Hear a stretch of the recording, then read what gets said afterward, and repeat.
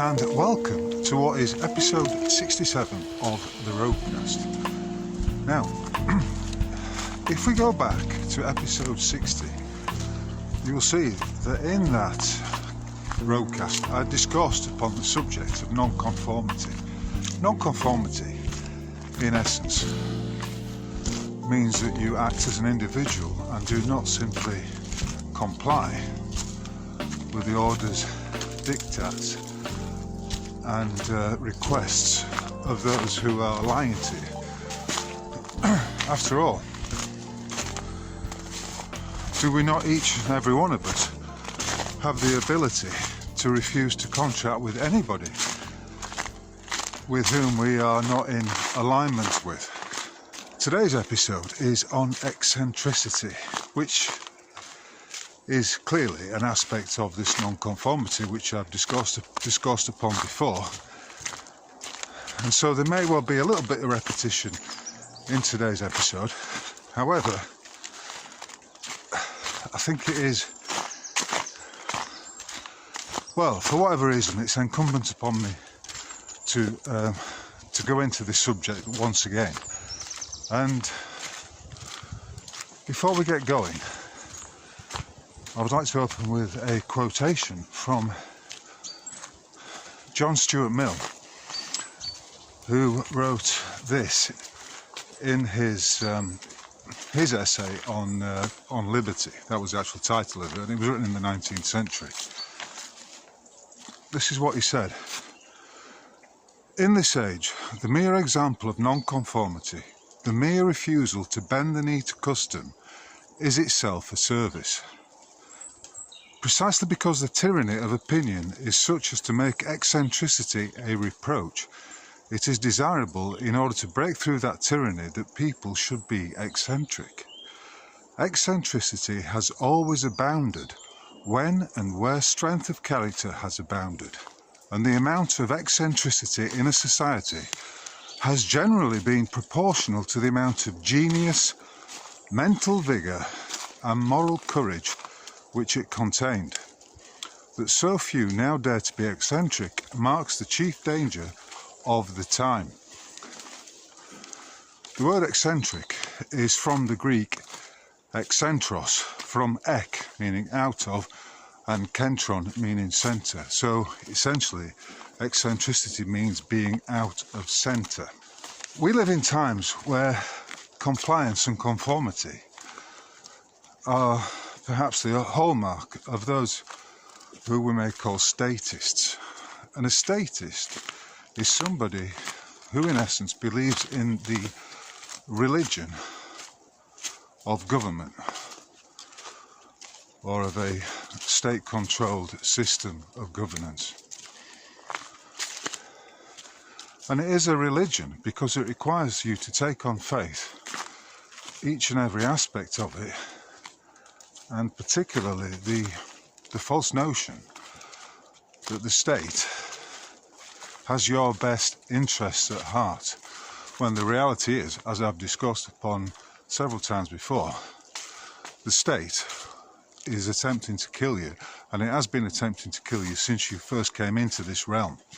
By way of illustration of this conformity, I was walking through Nottingham city centre yesterday, and I find it remarkable, but unsurprising perhaps, that in this day and age, so few people seem to be able to cross a road at a crossing unless the man has turned to green. I mean, I've seen people, and I'm sure you have too, just standing there on the edge of the road.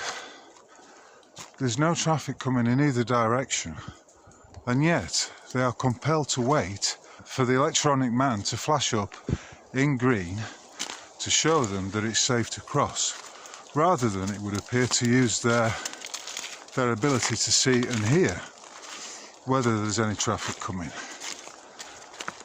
And this, I have to say, I find symptomatic of the times we're living in. These times we're living in, I would argue, are the end times insofar as the Bolshevik or communist financier-led attempt to create a one world government goes. Alexander Solzhenitsyn said this: a communist system can be recognised by the fact that it spares the criminals and criminalises the political opponent. Let's consider that for a moment. Is it not the case that wrongdoers, narcissists, and those of a criminal mindset invariably accuse others of that which they're engaging in themselves? What I wish to express here and make absolutely clear is that the individual, with all his foibles, his eccentricities, his strength of character, the individual is the antidote to the collectivisation of humanity. It won't be surprising for you to hear that I never bother with these crossings, and I certainly wouldn't hang around waiting for the green man to come in the event that there was no traffic there. When I was a boy, eccentricity was celebrated. People who were eccentric were known as characters, and with that acknowledgement of somebody being a character, there was a form of appreciation, as well as an acknowledgement that that was an individual in the true sense of the term that was being spoken of. And it's this eccentricity that is so fundamental if we are to seriously and effectively stand up to the diktats of the tyrants like Keir Stalin and the rest of them. In no way could Keir Stalin be described as an individual or a character. I mean, after all, this is a man who accepted free tickets on 3 occasions to go and see fucking Taylor Swift in concert. I mean, he's in his 60s, and I find that absolutely astonishing. Why the fuck would a man in his 60s wish to go to a not just one Taylor Swift concert, but 3? And whilst we're on the subject of these non-entities, these completely vacuous vessels like Starmer and his ilk, let's consider for a moment the woman who is acting, and I use the term in its truest sense, she is acting in the role of Chancellor of the Exchequer. That woman is known as Rachel Reeves, and it has been demonstrated over the last week or so that she lied on her CV and faked credentials which she manifestly does not hold. Namely, she stated that for a number of years she was working as an economist, firstly at the Bank of England, and then it was known as the Halifax Building Society, when in fact she was nothing of the sort, and when she was working at the Halifax was essentially a clerk. And somehow she has weaseled herself into this position of Chancellor, which, you know, you could argue is an honourable position to hold, although maybe not so in this day and age. But nevertheless, it's an honourable office to hold, and a very responsible position. And yet, in spite of the fact that she's lied about her credentials, she appears to be still in office. And is that not symptomatic of just how far we've fallen in terms of the intellectual rigour and the morality of those who falsely claim to be ruling over us is concerned? You may say, well, not quite, because Quasi Coathanger, whatever his name is, the black guy who seemingly has a predilection for powder in his nose, if you catch my drift, was another manifestly fraudulent appointment who similarly did not last long. What we're talking about here, of course, is above and beyond everything the clear and manifest lack of talent, of competency, as well as integrity of each and every one of these politicians, these polypuppets, many of whom are acting for and on behalf not of the British people, who they purport to represent, but their masters within and without the WEF. It's just a puppet show, a masquerade for the consumption of the masses, and I believe that we are moving into some very interesting times insofar as this religion known as statism is concerned. And it wasn't me that invented the term. It was a man called Larken Rose who wrote a book called Statism, the Most Dangerous Religion. And this fits in with what was observed with regard to Justin Welby, the former Archbishop of Canterbury, the nominal head of the Church of England, when I stated he was a fraud. Churchianity, which he represents, is nothing more than the worship of the false god of this realm, the demiurge, Baphomet, Moloch, Beelzebub, Satan, call him what you will. That is the false god to whom followers of churchianity are in fact worshipping. One of the aspects of this realm is this religious nature. Religion, of course, means to bind the mind, and it seems to be one of the pitfalls of being in this realm, that there are entities, agencies and individuals who will seek to pull you in to a fake religion that is not acknowledging or offering service to the true God. It's all false. And is it not the case that we are living in a world of fiction? This is one of the reasons why I love these wanderings in the woods on my own, because when I go into Nottingham, I'm constantly having to dodge people. I mean, literally move out of their way or stand my ground so they move out of my way. And it's like walking through an empty film set, which is populated by these zombies or these individuals who have no ability to think for themselves. They have no eccentricity, and they falsely regard it as a virtue. They falsely regard their compliance with all this tyranny as a virtue. There was no clearer example of that, of course, than in the whole COVID nonsense of the last almost 5 years now. We soon saw clearly who the compliant ones were, who the ones were that were going along with the nonsense, with the lies. Those who just swallowed the guff uncritically. And you see, this is why the false system of control, of mind control, this religiosity, which manifests itself very clearly in what we regard as the state, is destined to fail. It's going to collapse in its own hubris, which is certainly likely to happen to Keir Starmer.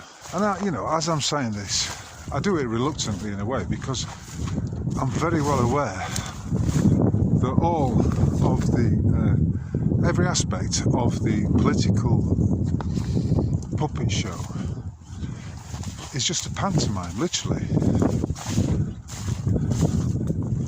At every level, whether it's Putin, Macron, Keir Starmer or Donald Trump, it's all an act.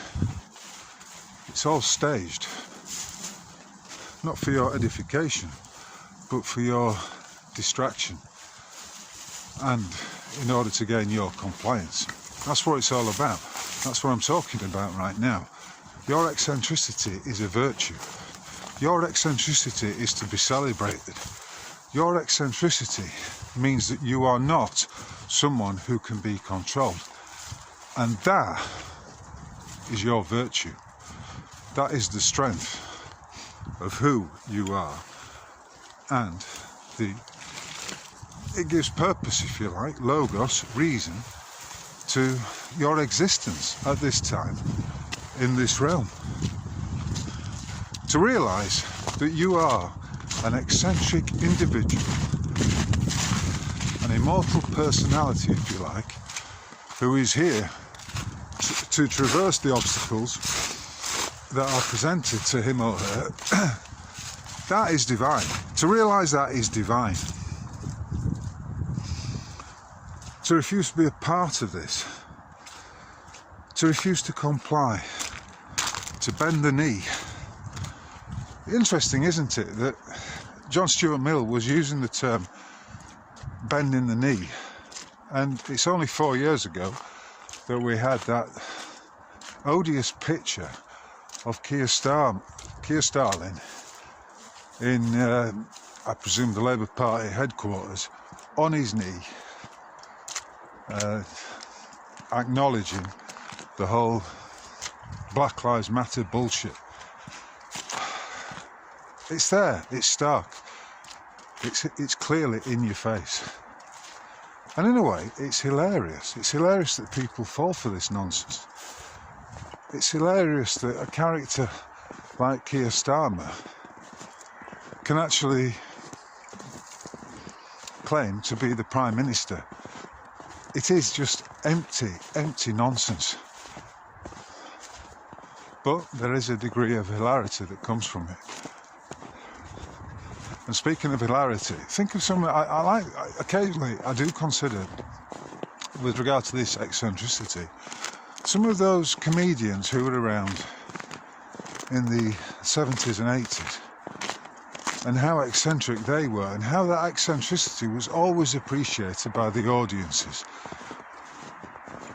And behind the tomfoolery, the clowning about, there was something divine about the likes of, shall I say, just off the top of my head, Charlie Williams, Les Dawson, Bernard Manning, even Ken Dodd. Those comedians had an eccentricity, a delightful eccentricity about them that was appreciated. And when you step into that eccentricity, even though you may not have that as your intention, you will be appreciated by those around you as being a character. Although sometimes, if you are amongst those who are fully conforming with the bullshit that is fed to them, I'm talking about members of your family, you will be labelled the black sheep of the family. But you know what? Who cares? I'm happy to be the black sheep of my family because I've remained true to myself, true to my essence, and true to my immortal spirit, which is essentially an eccentric one. And if I'm living in balance with my eccentricity, there's no way I'm going to comply to any of this falsity and any of these Bolshevik, communistic, Sabbatean Frankist, fake financiers' attempts to corral me into some kind of collectivist mindset. They can all fuck off. Now, here's something of interest which I've just come across. A war memorial. But not just any war memorial, but it's a war memorial to a Polish aircrew who were killed in October 1940. As you can see, we've got a garland of poppies and a cross, and with further garlands around the outside of the monument. And this, rather interestingly, is something I've just stumbled across today in the middle of the woods. And it brings up the issue of what the poppy represents. It is from the poppy, of course, that we have the production of opium. And I do question what is actually being celebrated on Armistice Day, or the anniversary of Armistice Day, which is the 11th day of the 11th month, although it's actually the 11th day of the 9th month, because Nov is 9. November is the 9th month. And you see all these, you see the usual parades of these dictators, these polypuppets, and they are each of them wearing the red poppy. Smedley Butler said that all wars are bankers' wars. And if we look just at the First and Second World Wars, we see that there were tens of millions of individuals slaughtered in both of those conflicts. And so I do question what it is that people are celebrating. You know, the notion that giving up your life to the fake state, to the financiers behind the fake state, is somehow noble and something to be celebrated, when in fact each and every one of them were duped into fighting a if you like, a financiers' war under the false notion that they were fighting for their king and their country. It was a massive deception, and it's almost as though we are being pranked. That there's a level of piss-taking going on here. And by way of example, I'm going to include a shot of Keir Starmer pouncing around Paris in a command vehicle alongside the other short ass known as Emmanuel Macron, who interestingly is wearing a blue flower, the cornflower, which is what the French use as the equivalent of the poppy. Is that what they're actually doing? They're celebrating the massacre, the sacrifice, the ritualistic murder of tens of millions of Europeans. It could be argued, perhaps, that the whole poppy thing is a celebration, but it's a celebration of the ritualistic slaughter of those Europeans who were duped into the false notion that it is honourable and it's a good thing to fight for your country, when that country has in fact been captured by those forces of the demiurge, which I spoke about earlier. And if we take that perspective, it is perhaps the conscientious objectors and each and every one of those individuals who refuse to take part in this ritualistic slaughter, who in reality should be the ones we celebrate. For is it not the case that each and every one of those individuals demonstrated a singular eccentricity, which, as I've been espousing today, is something that is always to be celebrated? If only because it's a big fuck you to the state and each and every one of those who comply with the diktats of what is essentially a religion, a religious belief, statism, as Larken Rose and others have pointed out. In short, conformity with diktats, with the various frauds of the financiers and all of those who worship the demiurge, is not to be celebrated. It's to be condemned. So on that note, if you're an eccentric, I salute you. If you do not accept the bullshit and you resist all attempts at getting you to conform to the programme, I salute you. Carry on. You are on the right path. And it is the path of the eccentric individual.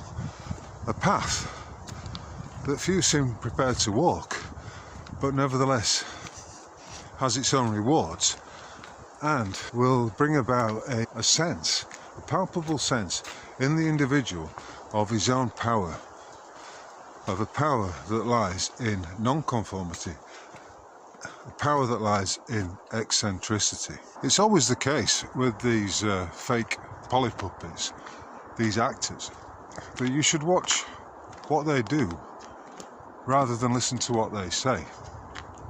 And the current classic example of this is the actor known as Donald Trump, who is making all the right noises about freedom of speech, about releasing the education system from